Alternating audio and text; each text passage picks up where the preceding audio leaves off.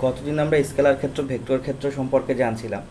তো গ্রাডিয়েন্ট কী ছিল? গ্রাডিয়েন্ট ছিল একটা স্কেলার ক্ষেত্রকে যদি আমরা একটা ভেক্টর ক্ষেত্রে বা গ্র্যাডিয়েন্ট ফাংশন, সরি, ভেক্টর হচ্ছে স্কেলার ফাংশনকে যদি একটা ভেক্টর ক্ষেত্রে প্রকাশ করতে চাই, তাহলে সেই একটা ফাংশন বা প্রক্রিয়া। তো আজকে আমরা দেখব ডাইভারজেন্স। ডাইভারজেন্স কি?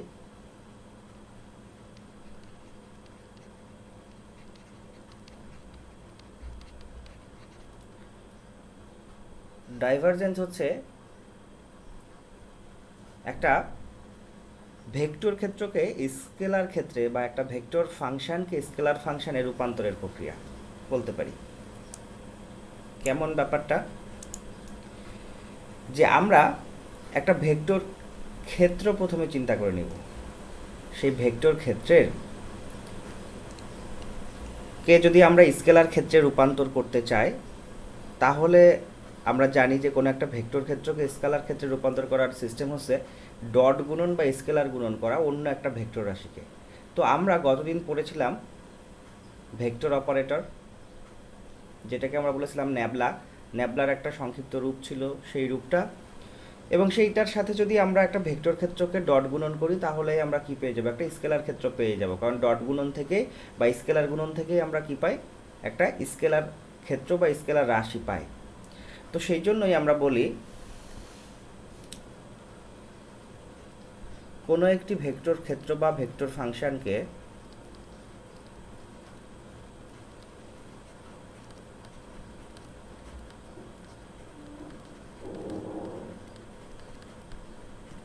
ফাংশনকে কোনো ভেক্টর ক্ষেত্র বা ভেক্টর ফাংশনকে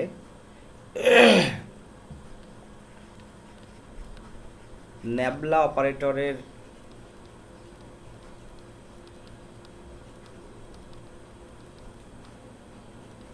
সাথে ডট গুণন বা স্কেলার গুণনের দ্বারা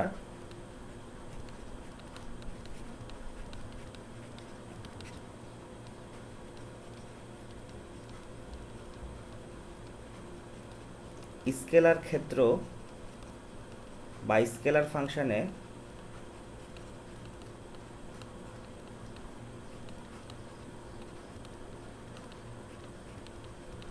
রূপান্তর পদ্ধতি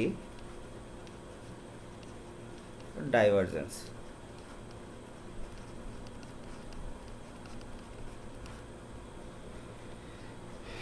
ব্যাপারটা কেমন?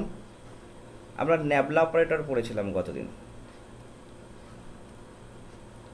ন্যাবলা অপারেটর সমান সমান কি ছিল?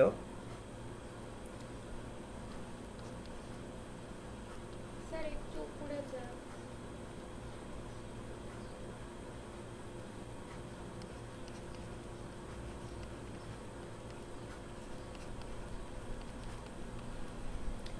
এটাই হচ্ছে আমাদের ন্যাবলা অপারেটর ছিল। এই ন্যাবলা অপারেটর দিয়ে আমরা যদি কোনো একটা ভেক্টর ক্ষেত্রকে আমরা কি করি? ডট গুণন করি। তাহলে আমরা একটা ভেক্টর ক্ষেত্র প্রথমে ধরে নিই। ঠিক আছে, মনে করি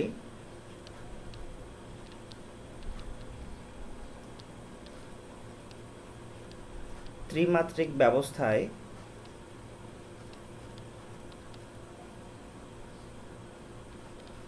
আর অঞ্চলকে কোনো একটি অবস্থান ভেক্টর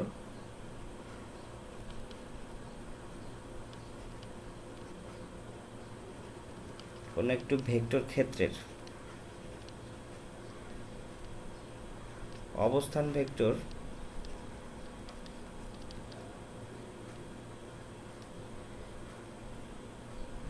আমরা ভি চিন্তা করি। V is equal two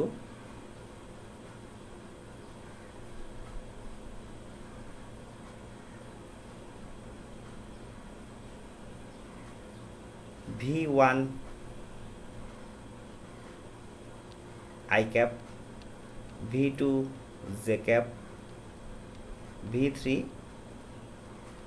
K cap. তাহলে এটাও একটা ভেক্টর এবং এটাও একটা ভেক্টর। এই দুটো ভেক্টরের মধ্যে যদি আমরা এখন ডট গুণন করি, তাহলে কি পাই? তো ডট গুণন করলে আমরা আগেই বলেছি ডাইভারজেন্স পাই। তো ডাইভারজেন্সকে কী দ্বারা প্রকাশ করা হয়? তো জেনারেলি এভাবে ডাইভারজেন্সকে প্রকাশ করা হয় ডাইভারজেন্স। তো ডট গুণন যেহেতু আমরা করছি, কার সাথে করছি? ন্যাবলার সাথে। তাহলে ন্যাবলা ডট ভি, বা এটাকে আমরা বলি ডিভ, সংক্ষেপে প্রকাশ করার জন্য div of v vector. Div of v vector মানে কি? Divergence of v vector. আর ডাইভারজেন্স মানেই হচ্ছে আমাদের ন্যাবলার সাথে এত এর ডট গুণন, একই কথা। তাহলে এটা যদি আমরা এখন লিখি, তাহলে এখন বলতে পারি যে আমরা এরকম Depp of v vector is equal two, প্রথমে আমাদের ন্যাবলা অপারেটর, আমাদের ন্যাবলা অপারেটরে যেটা আছে সেটা এখানে লিখে তার সাথে এটা ডট গুণন করতে হবে। তাহলে আমরা লিখি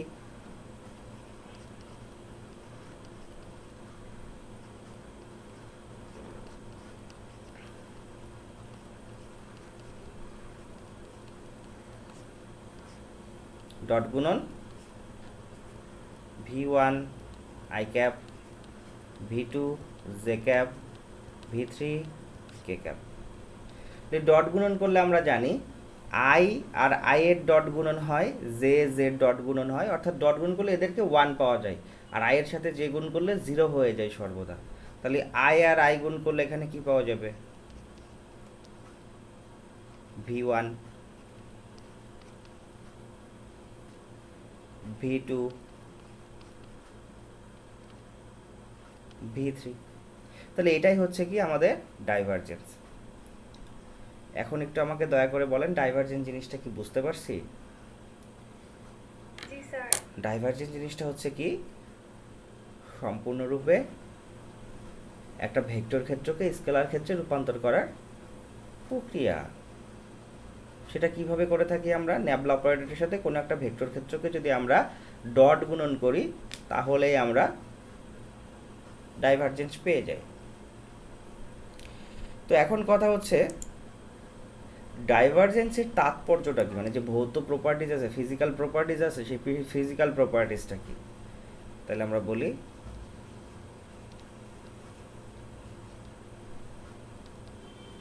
physical properties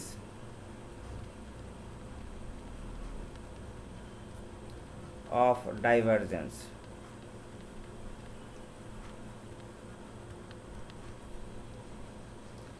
ডাইভারজেন্সের ফিজিক্যাল প্রপার্টিসটা কি?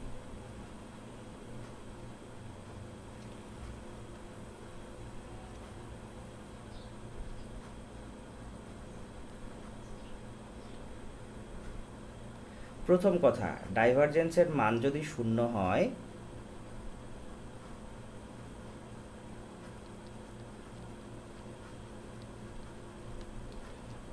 মান শূন্য হলে সেটা একটি সলিনয়েডাল হবে।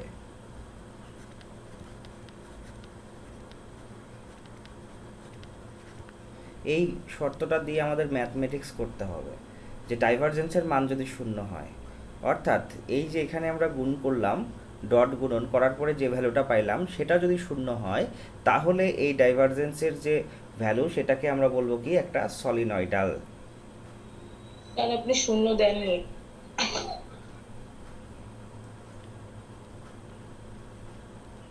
মান শূন্য হলে সেটা একটি সলিনয়েডাল। 2 নম্বরে যদি আমরা খেয়াল করি,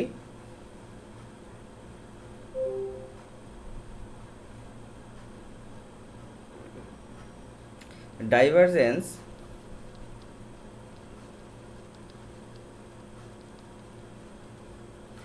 দ্বারা একক আয়তনে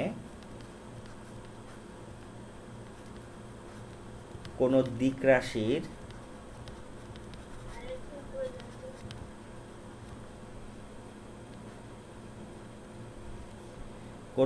রাশির মোট কতটুকু ফ্লাক্স কোন বিন্দু অভিমুখী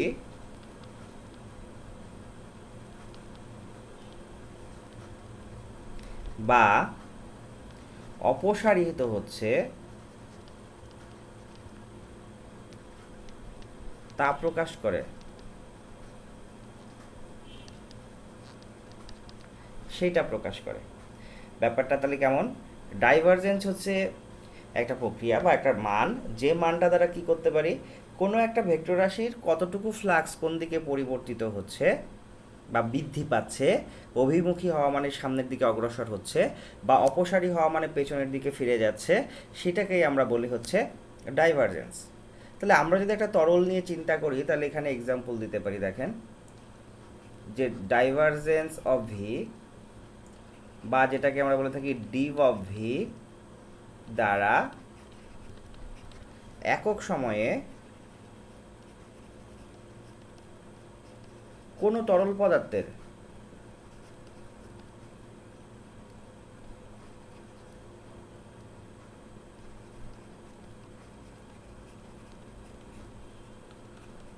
কোনো তরল পদার্থের ঘনত্বের পরিবর্তনের হার বোঝায়। মানে কোনো একটা পাত্রে মনে করেন তরল আছে, সেই পাত্রের তরলের একটা নির্দিষ্ট সময়ের মধ্যে মনে করেন তার ঘনত্বের পরিবর্তন ঘটলো, কিন্তু সেটা একক সময়ে কতটুকু ঘনত্বের পরিবর্তন ঘটলো সেটাকেই আমাদের প্রকাশ করে দিবে কে? ডাইভারজেন্স। কথা কি ক্লিয়ার? জি স্যার। 2 নাম্বারের পরে 3 নাম্বার ফিজিক্যাল প্রপার্টিজ আমরা কি বলতে পারি? যদি ডাইভারজেন্সের মান ধনাত্মক হয়, তাহলে বলবো কি হয়েছে, তরল পদার্থের আয়তন বৃদ্ধি পায় আর ঘনত্ব কি হয়? হ্রাস ঘটে। তাহলে মান বৃদ্ধি পেলে, মান যদি ধনাত্মক হয়, তাহলে তরল পদার্থের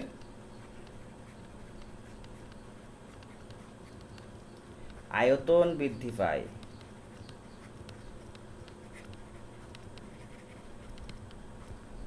আর ঘনত্ব হ্রাস পায়। এবার মাথার মধ্যে আসতে পারে, ভাই ঋণাত্মক হলে কি ঘটবে? তাহলে আমরা একটু দেখি। ঋণাত্মক হলে উল্টোটা ঘটবে। মান ঋণাত্মক হলে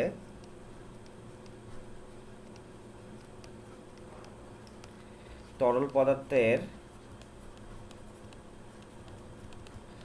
আয়তন হ্রাস পায় আর ঘনত্ব কি ঘটে? বৃদ্ধি পায়। সেটা কখন? একক সময়ে।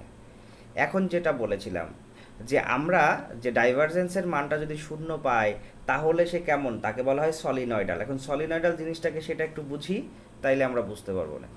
মান যদি শূন্য হয়, তবে কি ঘটবে? আগত ও নির্গত ফ্লাক্স, অর্থাৎ ঘনত্ব এবং হচ্ছে আমাদের যে ইয়েটা হচ্ছে আয়তনের আয়তনের বৃদ্ধি এবং ঘনত্বের বৃদ্ধি, বা আয়তনের হ্রাস এবং ঘনত্বের হ্রাস সমান সমান হয়ে যাবে, অর্থাৎ সে স্থির হয়ে যাবে। তার মানে আগত নির্গত ফ্লাক্স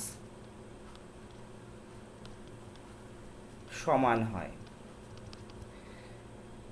তাহলে ডাইভারজেন্সের যে ভৌত প্রপার্টিজগুলো আছে সেগুলো কি বুঝতে পারছি আমরা? জি স্যার, বুঝছি। ওকে, তাইলে আমরা একটু স্যার, দেখি।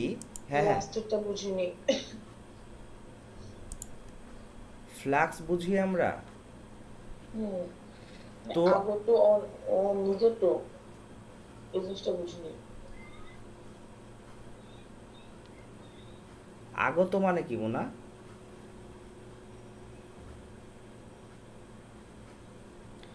আসা, আর নির্গত মানে?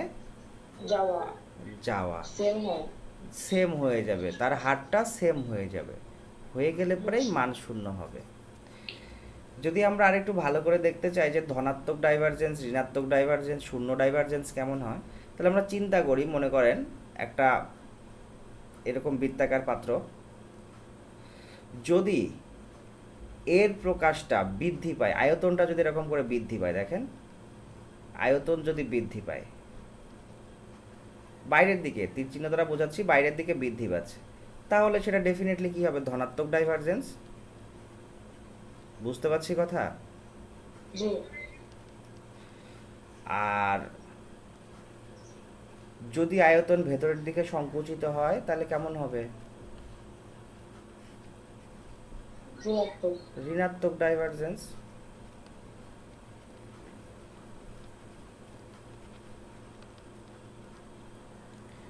ঋণাত্মক ডাইভারজেন্স হবে। এখন যদি দেখি ডাইভারজেন্স শূন্য হয়, তাহলে শূন্য হওয়ার জন্য কেমন হবে? শূন্য হওয়ার জন্য কি এর ভেতর দিয়ে প্রবাহের পরিমাণটা সেম পরিমাণে চলতে থাকবে, যতটুকু আসবে ঠিক ততটুকুই নির্গত হবে। এদিক থেকে যতটুকু আসতেছে দেখেন ঠিক ততটুকুই ফ্লো করে বাইরে যাচ্ছে, যতটুকু আসতেছে ঠিক ততটুকুই ফ্লো করে বাইরে যাচ্ছে।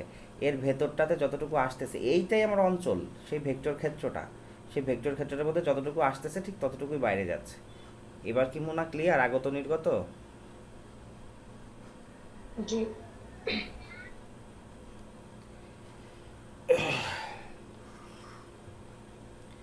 এবার তাহলে আমরা একটা ম্যাথমেটিক্স সলভ করে দেখি, তাহলেই আমাদের ডাইভারজেন্স পড়াটা ক্লিয়ার হবে। সাপোজ আপনাকে বলে দিল এ একটা ভেক্টর, যে ভেক্টরটাকে বলা হলো 3x y Z cube I একক ভেক্টর প্লাস 2xy জে একক vector X cube Y square Z K একক ভেক্টর, এর ডাইভারজেন্স কত হবে? তো আমরা জানি যে ন্যাবলার সাথে এটাকে গুণ করতে হবে। কি গুণ? ডট গুণ। তাহলে আমরা একটু খেয়াল করি, nabla operator dot A vector, তাহলে ন্যাবলা অপারেটর কি ছিল? I cap J cap K cap, এর সাথে ডট গুণন হবে কার? এটার। তার মানে কি 3xy জেড কিউব আই একক ভেক্টর 2xy জে একক vector X cube Y square Z K একক ভেক্টর। ডট গুণ হয়ে গেল। ডট গুণ হলে কার কার গুণ হয়? আই আই এর গুণ হয়, তাহলে আই আই গুণ হলে 1 হয়। তার মানে কি 3xy Z cube plus J জের গুণ হলে, জে তো আর থাকবে না, 2xy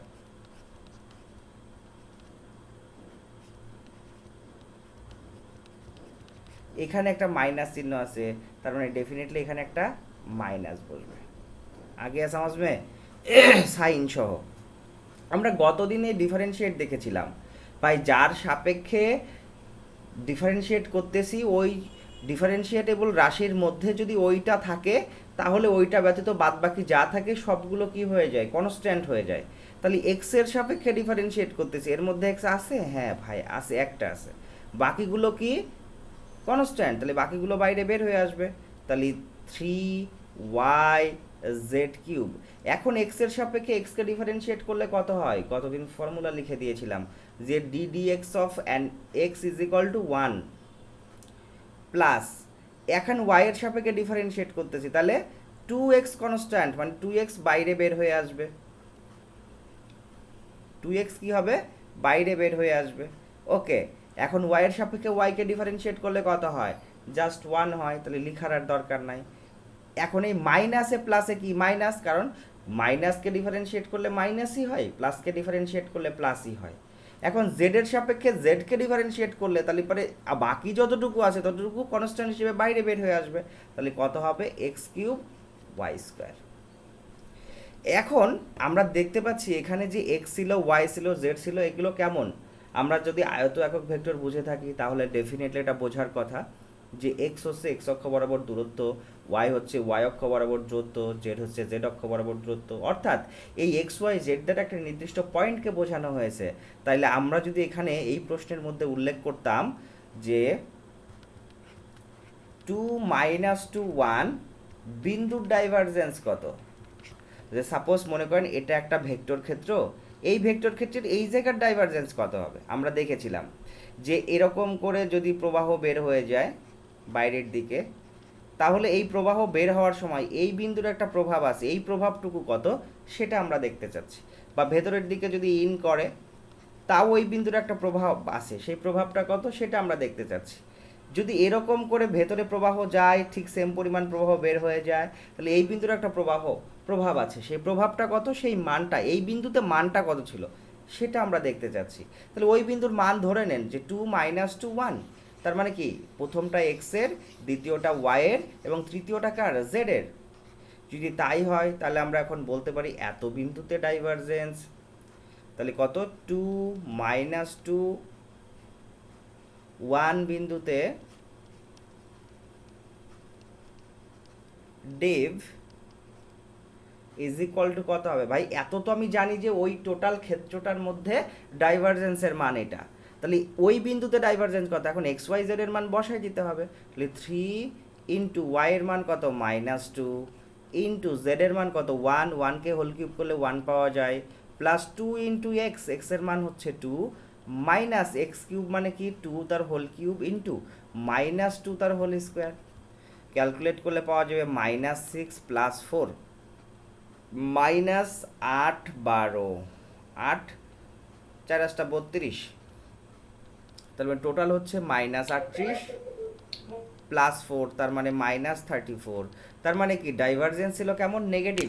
তার মানে কি ওই বিন্দুতে ডাইভারজেন্স নেগেটিভ, তার অর্থ কি, এই যে ওই জায়গা আয়তনটা কেমন হচ্ছিল ভাই, আয়তনটা কমে যাচ্ছিল, ঘনত্বটা বেড়ে যাচ্ছিল। আমি কি বোঝাতে পারলাম ডাইভারজেন্স জিনিসটা কি? জি স্যার। সবাই ক্লিয়ার, বুঝছি? জি স্যার। ওকে, জি স্যার। তাহলে আমরা আরও একটা ম্যাথ করব, যেহেতু সলিনয়েডাল কথাটা আসছেই।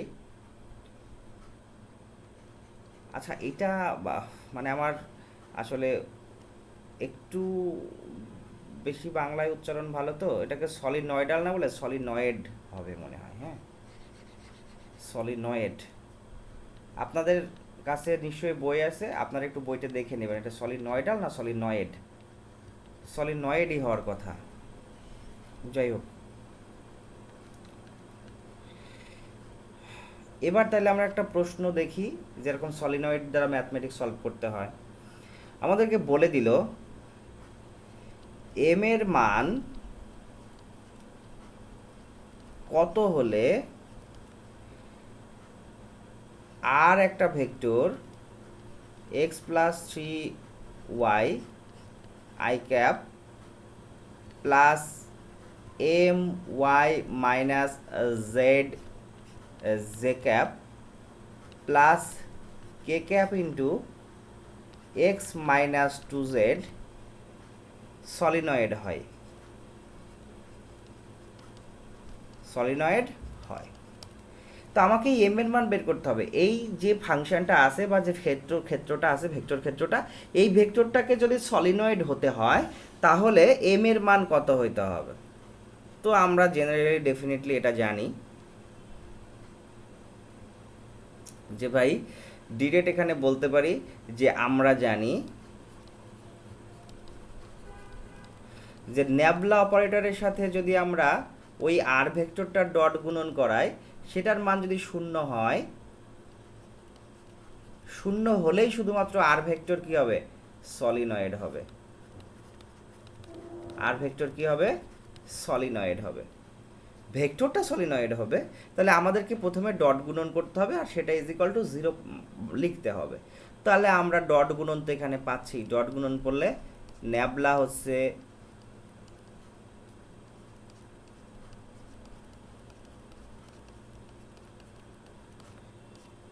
ডট গুণন আর ভেক্টরটা, আর ভেক্টরটা কত ছিল,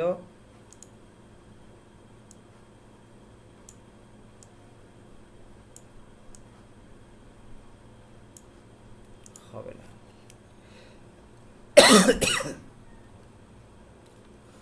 আর ভেক্টরটা ছিল হচ্ছে x plus 3y i cap plus M Y minus z j cap plus K cap into x minus 2z।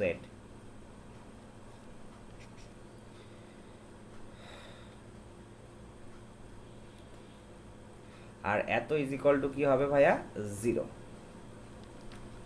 তাহলে এটার সাথে এক্স এক্স এর গুণ, আই আই এর গুণ, তাহলে আই এর গুণ হলে X plus 3y plus M Y minus Z, K K এর গুণ এক্স মাইনাস 2z, 2z না,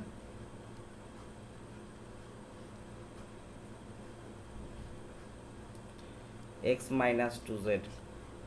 তাহলে এটাকে যদি আমরা এখন ডিফারেন্সিয়েট করি, এখন আপনাদের মাথার মধ্যে ডেফিনেটলি এটা আসতেছে যে ভাই আগেরটা তো সেমই ছিল, একটা করে রাশি ছিল, এখন তো দুটো করে রাশি, এখন কিভাবে সলভ করব?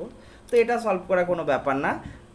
আমাদের যে ডিফারেন্সিয়েট ফর্মুলা আছে, সেই ডিফারেন্সিয়েট ফর্মুলার মধ্যে বলা আছে যে যদি এরকম প্লাস মাইনাস আকারে থাকে তাকে আলাদা আলাদা করে আমরা লিখতে পারি, অর্থাৎ আলাদা আলাদা করে ডিফারেন্সিয়েট করতে পারি। Plus D dx of 3y plus d dy of M Y minus d dy of Z, minus এখানে বসে গেছে তাই শুধু জেড হয়েছে, plus d d Z of X minus d d Z of minus plus হয়ে যাবে 2z। আলাদা আলাদা করে আমরা লিখতে পারি যদি যোগ এবং বিয়োগ আকারে থাকে, তাই বলে কেউ গুণ এবং ভাগকে করতে চেয়ে না, তাহলে কিন্তু ঝামেলা হয়ে যাবে। তাইলে আমরা এক্স এর সাপেক্ষে এক্সকে পরিবর্তনশীল জানি, এক্স এর সাপেক্ষে এক্সকে কি জানি? পরিবর্তনশীল জানি। তাহলে এক্স এর সাপেক্ষে এক্সকে ডিফারেন্সিয়েট করলে 1 পাওয়া যায়, এটা আমাদের জানা। প্লাস এক্স এর সাপেক্ষে ওয়াই এর ডিফারেন্সিয়েট হয়? কখনোই হয় না, কারণ শুধুমাত্র চলকের সাপেক্ষেই চলকের ডিফারেন্সিয়েট আমাকে নির্ণয় করতে হবে, পার্শিয়াল ডিফারেন্সিয়েটে। তাহলে এক্স এর সাপেক্ষে ওয়াই এর ডিফারেন্সিয়েট করলে 0 হয়, তার মানে 3 0-র সাথে গুণ করলে 0ই হয়ে যাবে। ওয়াই এর সাপেক্ষে ওয়াই এর ডিফারেন্সিয়েট করলে কত হয়? 1 হয়। আর এম যেহেতু কনস্ট্যান্ট প্রথমে চলে আসবে, এম বাইরে বের হয়ে আসার পরে ওয়াইকে ডিফারেন্সিয়েট করলে 1 পাওয়া যাবে, তার মানে কত হবে? এম। এবার ওয়াই এর সাপেক্ষে কি জেড এর ডিফারেন্সিয়েট হয়? না ভাই, চলক ভিন্ন, তার মানে কি 0। জেড এর সাপেক্ষে কি এক্স এর ডিফারেন্সিয়েট হয়? না ভাই, কত? 0। এখন একটু খেয়াল করি, মাইনাস 2 বাইরে বের হয়ে আসবে, জেড এর সাপেক্ষে জেডকে ডিফারেন্সিয়েট করলে কত হয়? 1 হয়, তার মানে এখানে জাস্ট 2 ইজ ইকুয়াল টু 0। এখন যদি আমরা ক্যালকুলেট করি বলতে পারি m minus 1 is equal to 0, অতএব এম ইজ ইকুয়াল টু 1। তার মানে কি এম এর ভ্যালু যদি 1 হয়, তাহলেই আমরা বলতে পারবো কি যে এই যে আর ভেক্টরটা ছিল, সে আর ভেক্টরটা একটা সলিনয়েড। আমি কি কথা ক্লিয়ার বোঝাতে পারছি? স্যার। তাহলে এবার আমরা যেটা দেখব সেটা হচ্ছে আমাদের তৃতীয় যে পার্টটা আমাদের পড়ার কথা ছিল, সেটা কি? কার্ল। কার্ল জিনিসটা কি? কার্ল জিনিসটা একেবারেই সোজা কথা। কার্ল হচ্ছে, আমরা দেখে আসলাম একটা ভেক্টর স্কেলার ক্ষেত্রকে ভেক্টর ক্ষেত্র বানিয়ে দিল গ্রাডিয়েন্ট, একটা ভেক্টর ক্ষেত্রকে স্কেলার ক্ষেত্র বানিয়ে দিল কার্ল। তাহলে একটা ভেক্টর ক্ষেত্রকে যদি একটা ভেক্টর ক্ষেত্রে রূপ দিতে চাই তাহলে কি করব? তাহলে সেটাকে কার্ল করব। যদি কার্ল আমরা করি তাহলেই সেখানে কি পাওয়া যায়? একটা ভেক্টর ক্ষেত্র থেকে আরেকটা ভেক্টর ক্ষেত্রের উৎপত্তি হয়। তো আমরা এর আগে যারা ডট গুণন স্কেলার গুণন পড়েছি তারা ডেফিনেটলি এটা জানি যে একটা ভেক্টর ক্ষেত্রকে যদি ভেক্টর ক্ষেত্র বানাতে হয় তাহলে কোন গুণের মাধ্যমে বানাই আমরা? ক্রস গুণের মাধ্যমে। তার মানে কি কার্ল হচ্ছে ন্যাবলা অপারেটরের সাথে কোনো একটা ভেক্টরের ক্রস গুণফল মান বা ক্রস গুণফল। আমি কি বোঝাতে পারছি? কার্ল হচ্ছে কি? ক্রস গুণফল। তাহলে কার্লের সংজ্ঞাটা প্রথমে লিখে নিই।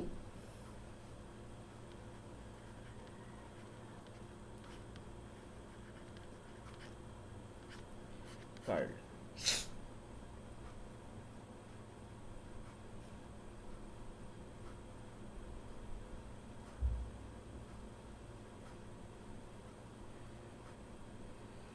কি বলতে পারি? এভাবে বলতে পারি, ভেক্টর ক্ষেত্রে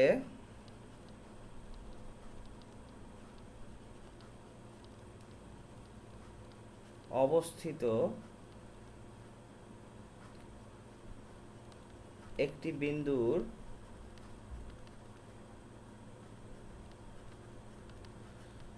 চারদিকে এর লাইন ইন্টিগ্রালের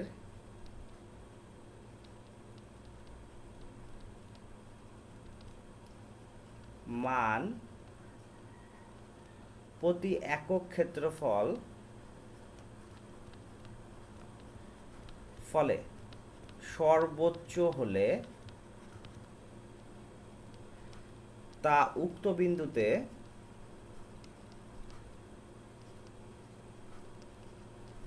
ভেক্টর ক্ষেত্রের কার্ল প্রকাশ করে। তা উক্ত বিন্দুতে ভেক্টর ক্ষেত্রের, তাকে লিখেন, তাকে উক্ত বিন্দুতে ভেক্টর ক্ষেত্রের কার্ল বলে।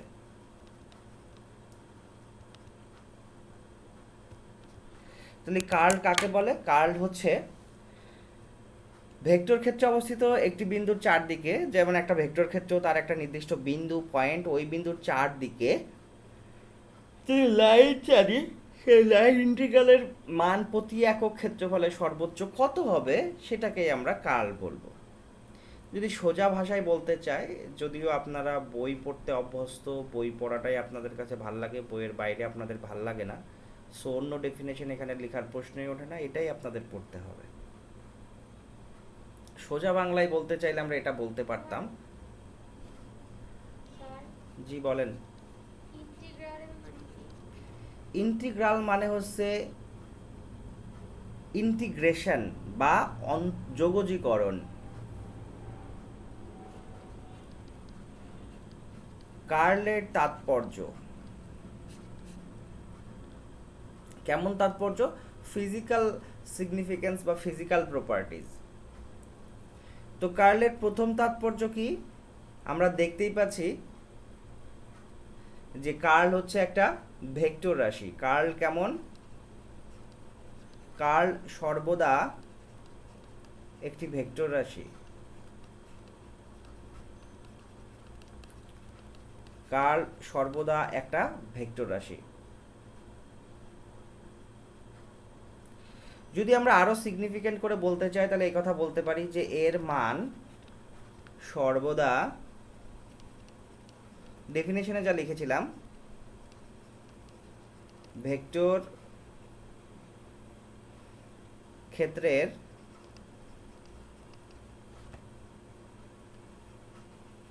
একক ক্ষেত্রফলের জন্য সর্বাধিক রেখা ইন্টিগ্রালের সমান হয়। ইন্টিগ্রালের সমান হয়। রেখা ইন্টিগ্রাল বলতে রেখাকে যদি আমরা ইন্টিগ্রেশন করি, ইন্টিগ্রেশন জিনিসটা যখন ম্যাথমেটিক্সে করবেন তখন বুঝতে পারবেন ইন্টিগ্রেশন। এবার কি? স্যার একটু উপরে যান। এবার হচ্ছে যেহেতু কার্ল একটা ভেক্টর রাশি, তাহলে এই কার্লের ডেফিনেটলি একটা নির্দিষ্ট দিক থাকবে। সেই দিকটা কোন দিক বরাবর হবে? কার্লের তো অবশ্যই একটা নির্দিষ্ট দিক থাকবে, সেই দিকটা কোন দিক বরাবর হবে? সেই দিকটা মাথায় রাখতে হবে, ক্ষেত্রের সর্বদা লম্ব বরাবর হবে। সেটা ভেতরের দিকেও হইতে পারে। সাপোজ মনে করেন এটা আমার একটা ক্ষেত্র, তাহলে এটার দিক কোন দিক বরাবর হবে? এরকম করে উপরের দিক বরাবর, লম্ব বরাবর উপরের দিক বরাবর হবে। তাহলে কার্লের দিক অলওয়েজ কোন দিকে হয়? যে ক্ষেত্রটা নিয়ে আমরা চিন্তা করতেছি সেই ক্ষেত্রের লম্ব বরাবর, লম্ব বরাবর। তাহলে আমরা বলতে পারি যে কার্লের দিক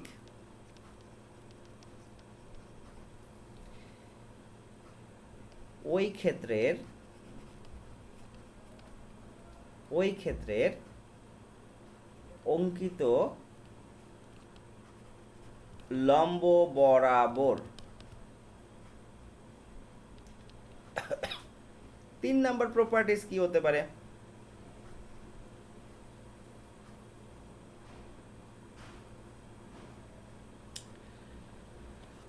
তিন নাম্বারটা আমরা বলতে পারি, কোনো ভেক্টরের কার্ল শূন্য হলে ভেক্টরটি অঘূর্ণনশীল হয়। কোনো ভেক্টরের কার্ল শূন্য হলে ভেক্টরটি অঘূর্ণনশীল হয়।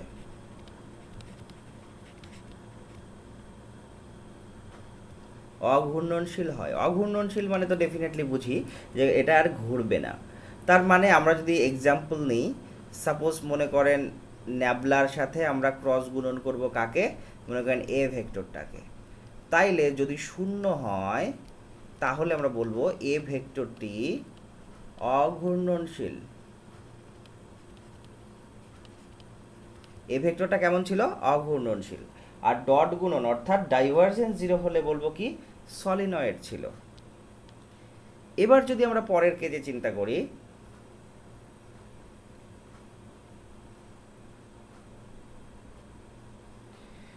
মাথায় রাখতে হবে কোনো একটি কার্লের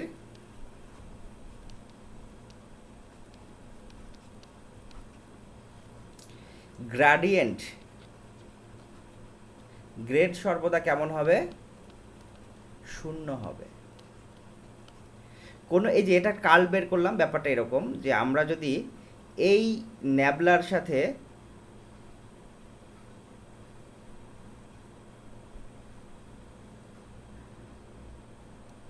এটাকে এরকম না লেখা, আমাদের এটা লেখা উচিত ডাইভারজেন্স। ডিপ সর্বদা কেমন হবে, 0 হবে। কেমন, এটা আমাদের একটা ন্যাবলা অপারেটর, এই ন্যাবলা অপারেটরের সাথে যদি আমি এটার ডট গুণন করি তাহলে এর ভ্যালু সর্বদা কত হয়, 0 হয়। মাথায় থাকবে? ঠিক আছে। 5 নম্বরে আমরা বলতে পারি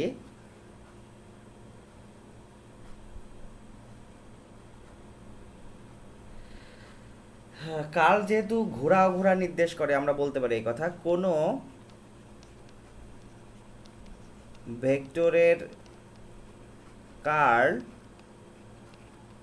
ওই ভেক্টরের ঘূর্ণন নির্দেশ করে। কোনো একটি কার্ল ওই ভেক্টরের কি নির্দেশ করে, ঘূর্ণন নির্দেশ করে। ভেক্টরটা ঘুরতেছে কি ঘুরতেছে না। আগেই দেখলাম যে কার্লের মান যদি 0 হয় তাহলে ভেক্টরটা অঘূর্ণনশীল। এই কথাও আমরা বলতে পারি কোনো বিন্দুর সাপেক্ষে, কোনো বিন্দুর চারদিকে ভেক্টরটি কতবার ঘুরতেছে, ভেক্টরটি কতবার ঘুরছে, ঘুরে কার্ল তাও নির্দেশ করে। কার্ল কি করে সেটাও নির্দেশ করে, যে একটা নির্দিষ্ট পয়েন্ট, ওই পয়েন্টের সাপেক্ষে কার্ল কতবার ঘুরতেছে তাও সে নির্দেশ করে। আরও একটা ইম্পর্টেন্ট প্রপার্টিজ বলা যায়, সেটা হচ্ছে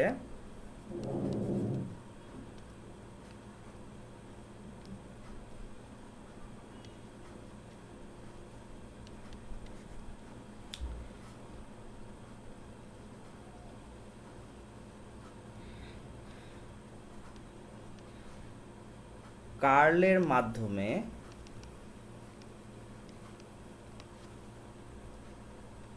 যে ভেক্টরটা পাওয়া যায়, প্রাপ্ত ভেক্টরটির মান, কার্লের মাধ্যমে যে ভেক্টরটা পাওয়া যায় সেই ভেক্টরটার মান ঘূর্ণন অক্ষের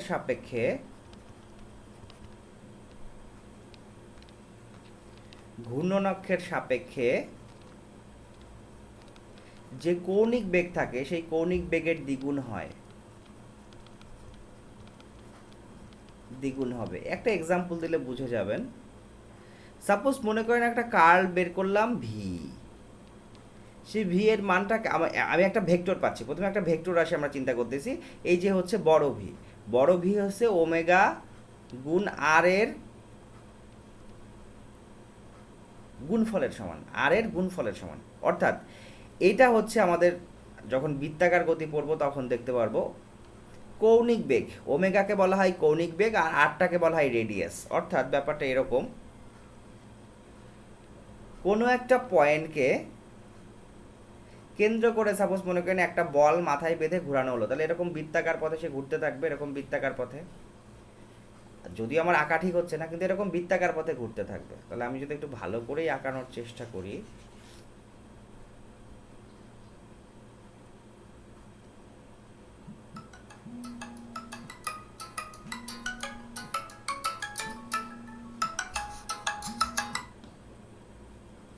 আসসালামু আলাইকুম, আপনি ভালো আছেন?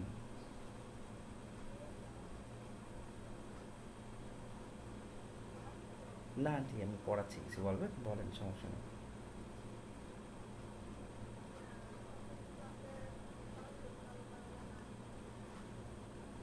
আন্টি এখনো সরাসরি চালু করার মতো অবস্থা হয়নি।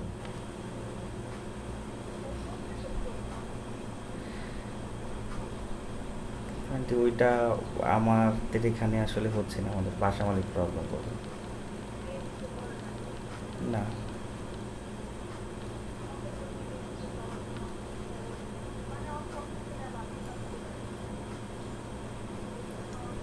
কারণ ওর কি পড়তে সমস্যা হচ্ছে?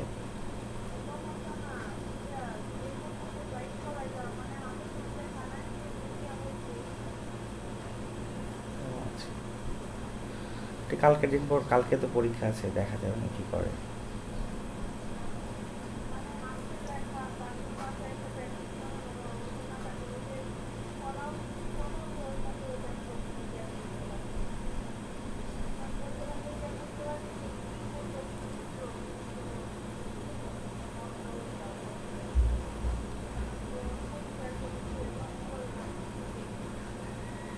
আচ্ছা আচ্ছা।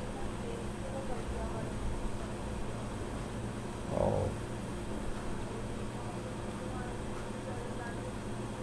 হুম, এটা তো স্বাভাবিক কথা প্রতিবারই। হুম,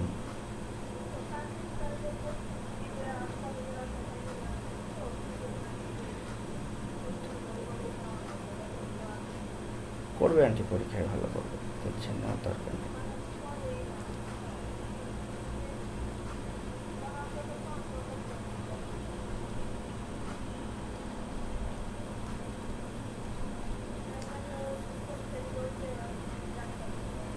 হুম হুম, আপনাকে বলে নাই?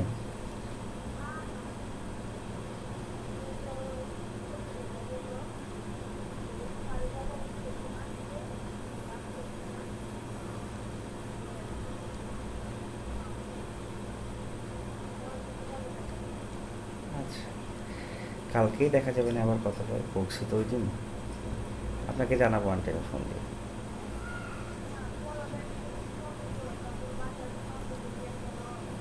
তা তো বটেই আন্টি।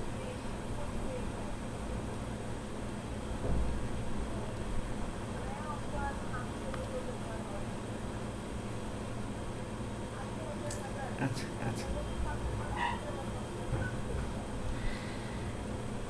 শিক্ষাক্ষেত্রে মনে হয় আন্টি ডিসেম্বরের আগে আর খুলবে না যতটুকু শুনলাম।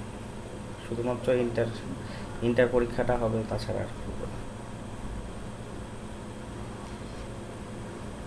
কারণ অটো পাশ করিয়ে উঠাই দিচ্ছে হচ্ছে ক্লাস 6, 7, 8, 9-এ যারা পড়তেছে তাদের। কারণ বাংলাদেশে নতুন করে শীত আসতেছে না, এর মধ্যে একটা করোনার ভয়াবহ অবস্থা সৃষ্টি হবে। ভয়াবহ অবস্থা সৃষ্টি হবে।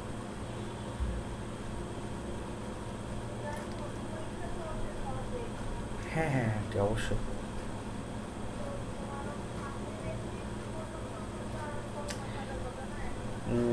জি, ওদের মে মাসের মধ্যেই পরীক্ষা হয়ে যাবে।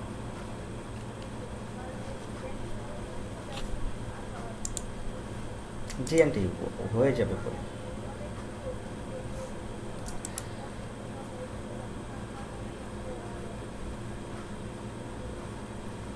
ডাক্তার দেখাবেন না আজকে? শুনি ওর কাছে।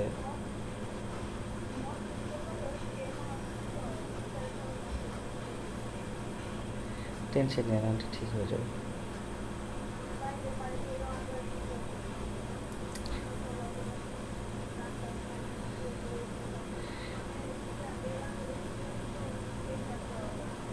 বুঝতে পারছি।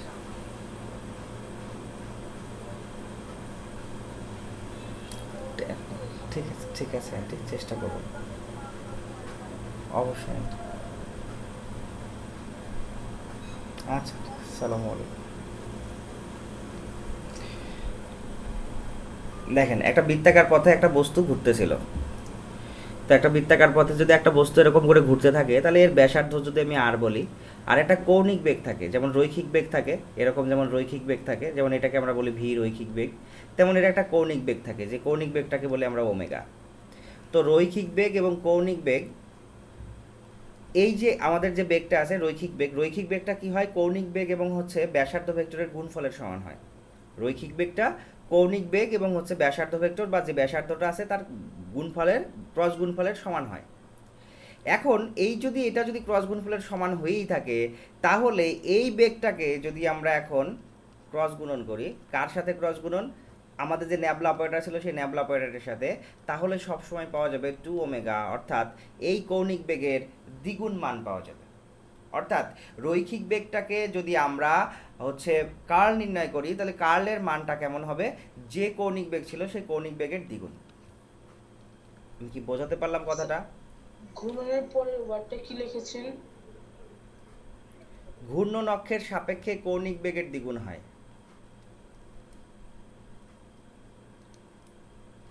বুঝছি? জি স্যার। জি স্যার।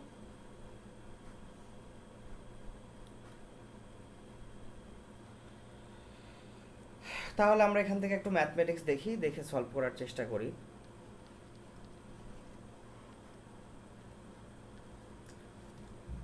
বলা হলো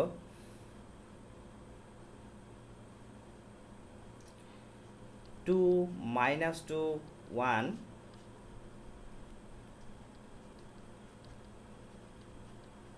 বিন্দুতে a vector is equal to x z square i cap minus 2x cube Y z j cap plus 3y Z cube k cap এর কার্ল নির্ণয় করো।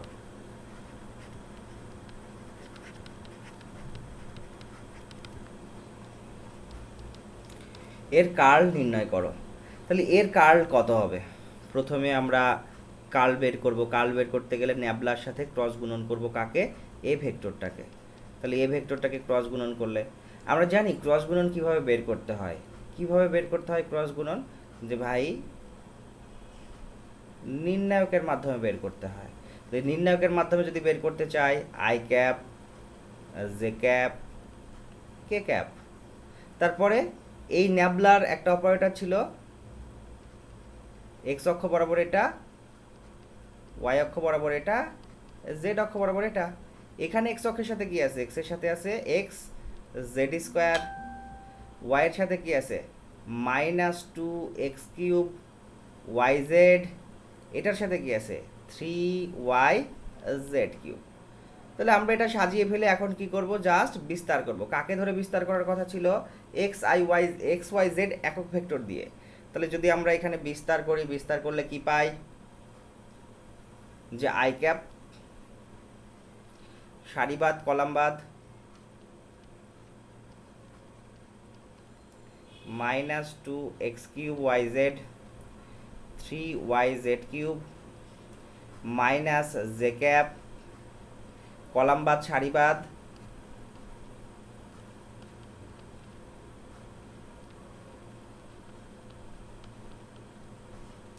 প্লাস কে ক্যাপ কলামবাদ সারিবাদ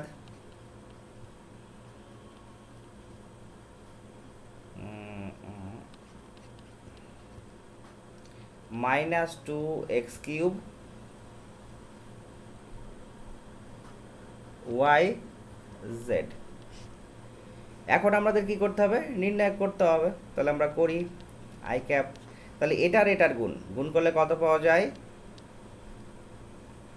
3y জেড কিউব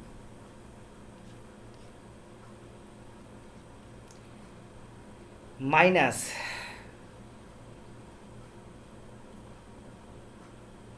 এখানে একটা minus আছে, একবারে মাইনাস মাইনাসে plus লিখে দিলাম 2x cube Y z minus J cap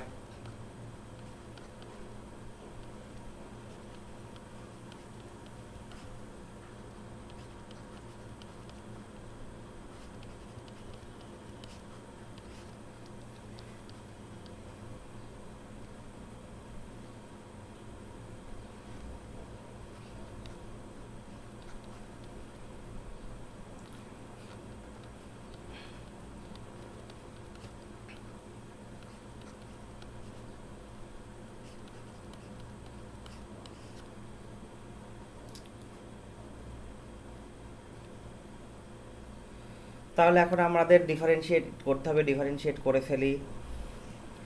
ভেতরে ডিফারেন্সিয়েট করলে কত পাওয়া যায়, যে ভাই জেড এর সাপেক্ষে ওয়াই এর সাপেক্ষে ওয়াই এর ডিফারেন্সিয়েট হবে, মানে 3z³ বাইরে বের হয়ে আসবে, থাকবে কত 3z³ প্লাস এখানে 2x জেড এর সাপেক্ষে জেড এর হবে অর্থাৎ 2x³ y 2x³ y ওকে মাইনাস জে ক্যাপ। এখানে x এর সাপেক্ষে ডিফারেন্সিয়েট হবে, ভাই এখানে x তো নাই, আর x না থাকার কারণে এটা কত 0 মাইনাস এখানে z এর সাপেক্ষে z, তার মানে x বাইরে বের হয়ে আসবে, x বাইরে বের হয়ে আসলো। z এর সাপেক্ষে z³ এর ডিফারেন্সিয়েট, মনে আছে z এর সাপেক্ষে z³ এর ডিফারেন্সিয়েট কি হয়, যা পাওয়ার থাকে তা প্রথমে চলে আসে আর পাওয়ার থেকে 1 বিয়োগ হয়ে যায়, অর্থাৎ 3xz², 3xz²।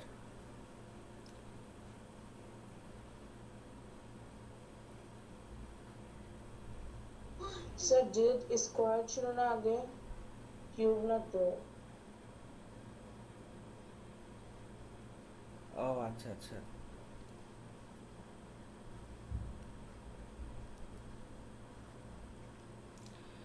তাহলে কি হবে 2, প্রথমে 2 বাইরে বের হয়ে আসবে, x তো আগে থেকেই বের হয়ে আসছে, মানে 2xz। এবার যদি আমরা খেয়াল করি প্লাস k³ এটাকে যদি আমরা ডিফারেন্সিয়েট করি, এটা মাইনাস মাইনাস প্রথমে বের হয়ে আসবে, তারপরে x এর সাপেক্ষে, তার মানে কি 2yz বের হয়ে আসলো, z এর x এর কিউবকে যদি ডিফারেন্সিয়েট করি তাহলে 3x² মাইনাস এখানে তো আর কিছু নাই 0, তার মানে এখানে পাওয়া যাবে কত 3z³ plus 2x³ i cap, মাইনাসে মাইনাসে প্লাস 2xz জে ক্যাপ, এটা কি হয়ে যাবে প্লাসে মাইনাসে minus 6x² y z k³, এটাই হবে কি আমাদের কার্লের মান। এখন আমাদের বলেছে কার্লের আবার পয়েন্টটা কত ছিল, পয়েন্টটা ছিল 2 - 2 1 বিন্দুতে, তাহলে 2 - 2 1 বিন্দু সাজাই, তাহলে 2 - 2 1 বিন্দুতে কার্ল, তাহলে এখানে z এর মান কত 1, তাহলে 3 × 1 তার whole cube plus 2 × 2² minus 2 i cap plus 2x 2 × 2 x z এর মান কত, z এর মান 1 × 1 জে ক্যাপ মাইনাস 6 x এর মান হচ্ছে 2 তার হোল স্কোয়ার মাইনাস 2 × z এর মান হচ্ছে 1, তাহলে এটাকে ক্যালকুলেট করলে কত পাওয়া যায় 3, এটা হয়ে যাচ্ছে 4, 4 দুগুণি 8, 8 দুগুণি 16,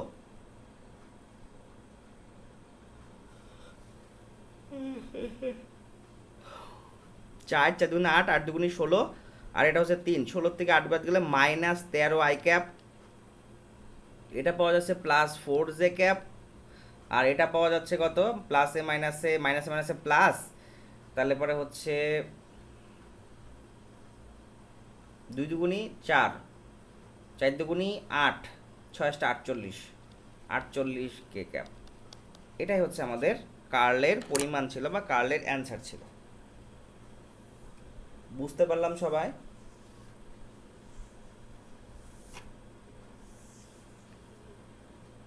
জি স্যার বুঝছি। তাহলে এই হচ্ছে আমাদের এই পার্টের পড়াশোনা, যে 3 নাম্বার যে পার্টটা ছিল অর্থাৎ ভেক্টর ক্যালকুলাস, ভেক্টর ক্যালকুলাস থেকে কার্ল, ডাইভারজেন্স, গ্রেডিয়েন্টই পড়তে হয়। তো গ্রেডিয়েন্ট তো আমরা গত ক্লাসে পড়েছিলাম, বুঝি না স্যার জি। স্যার সবাই লাস্টের জানতে একটু জিনিস বলবো স্যার, ফার্স্টের ইয়েটা না 2.2 কিউব হবে। ও এটা x³ ছিল না, হ্যাঁ -29 হবে।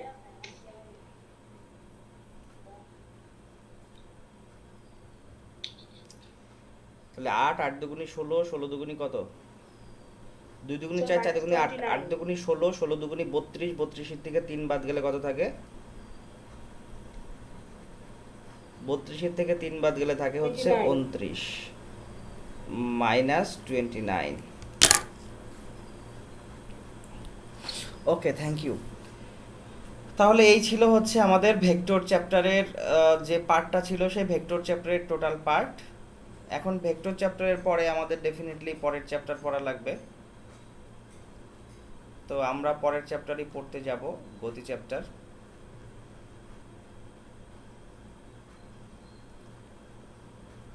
তো আমরা নেক্সট ক্লাসে গতি শুরু করব না আজকেই শুরু করব?